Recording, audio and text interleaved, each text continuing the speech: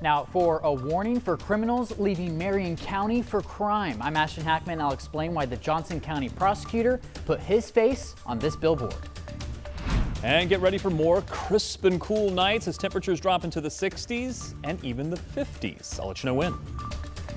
Plus, an injury update ahead of the Colts camp preseason finale. Live from Indy, you're watching 13 News.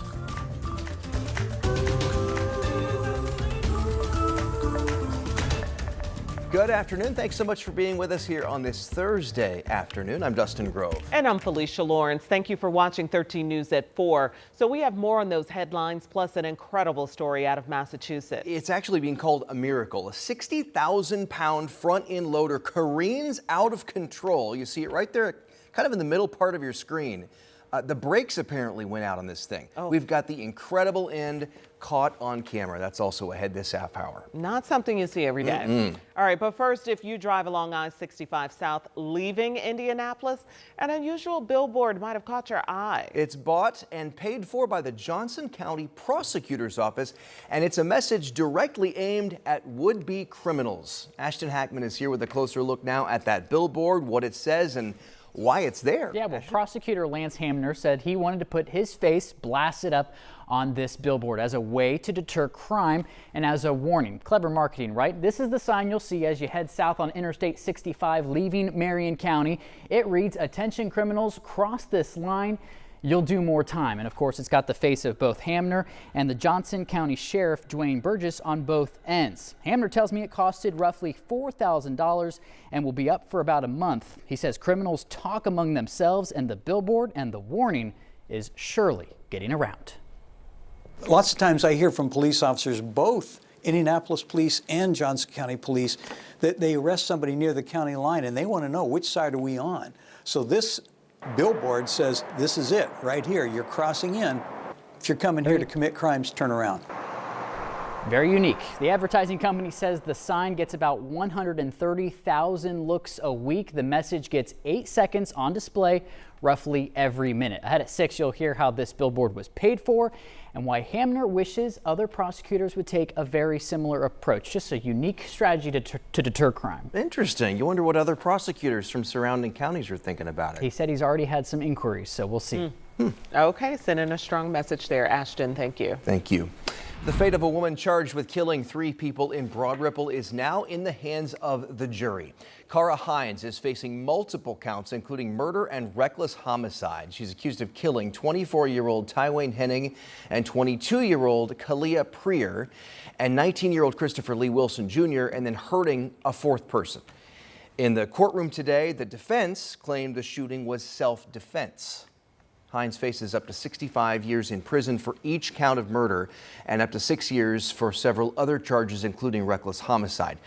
Again, the jury now considering this case. We will let you know as soon as they have reached a verdict. Well, a noticeably cooler day today. It wasn't just the cloud overcast. The temperatures are certainly much cooler.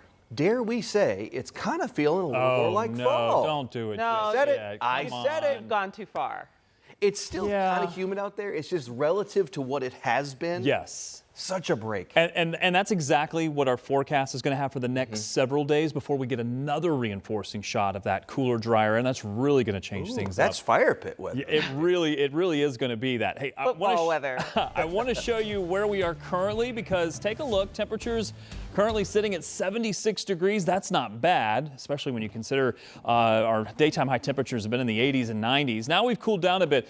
The dew point is at 63, and that's much, much lower than it has been. But when the dew points drop down into the 40s and 50s, talk about fire pit weather, it's really going to change things up. That's not going to happen for a few more days. 76 is where we sit currently, but it's really a mix of those 70s, and a lot of that is because of the cloud cover that's been in place. These are very low-level clouds that have been coming in from the north and east. That northeast wind has helped things to stay nice and cool. The clouds have certainly helped that as well. Most of these clouds are probably going to stay with us through the next several hours, but the issue will be, will we get a little bit of clearing here? Because if you get some clearing overnight, Dustin alluded to it, there's still a little bit of humidity in the atmosphere. And as the temperatures try to drop for tonight, we could see a little bit of patchy fog develop, especially if we clear these skies. Once you clear the skies during the overnight, temperatures are going to be able to drop pretty quickly. There's no blanket of clouds to keep the temperatures on the milder side, and especially since we're dropping down to 63, which was our dew point, that's when a little bit of patchy fog is likely to develop. We'll watch for that. Wind should let up a little bit for tonight, but still a north or a northwest component to the wind, and that's why it's going to feel so much nicer out there. Tomorrow, not a bad day as well, a little bit warmer than where we have been. Part of that's because a little bit more sunshine may come back into the forecast. We'll burn off any of the clouds in the early part of the day left over from some patchy fog. We'll go with more sunshine. We've got a couple of days in the 80s in our forecast, but after that, I will show you some fire pit weather. I'll let you know when coming up. Looking forward to it, Rob. Thank you. Let's give you a live look now at Cape May, New Jersey, and the waves crashing onto the shore there. They were bigger. They've kind of gotten a little smaller the last couple hours or so as Hurricane Erin churns up the East Coast, losing steam. But listen to this. Those tropical force winds at one point today spanned 575 miles from end to end. And that makes Erin the largest, or larger than, 90% of all tropical systems that have churned through that same area at similar strength. Beaches were closed today from the Carolinas all the way up to New York City. Obviously, there was some flooding in some low-lying spots, but officials say thankfully no major reported damage so far. We're going to head to North Carolina to take a look at how they weathered this storm coming up in just a few minutes.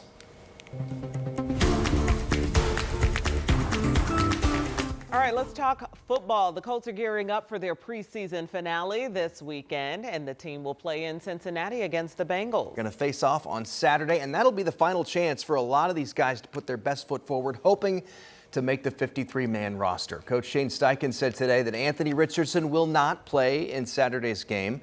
Riley Leonard will play QB in the first half, while Jason Bean will line up under the center in the second half.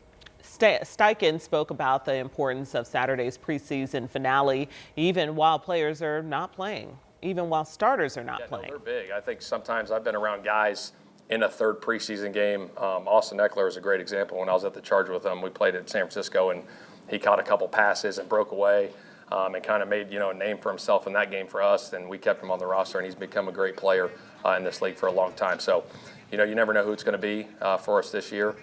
So I'm excited to see those guys go and play Saturday. Okay. Colts and Bengals will kick off at 1 o'clock Saturday afternoon. And we've got more news ahead. It is almost time for Operation Football. What's new this year, plus a preview of tomorrow's game of the week. We're so excited about this. Going to be an exciting season. And this, too, one of the WWE's biggest stars on why he thinks pro wrestling is so popular right now. Rob? And I mentioned the temperatures are going to be in the 80s tomorrow, and then one more day on our forecast before we really see some cooler air. 82 for tomorrow. I'll talk about that fire pit weather coming up.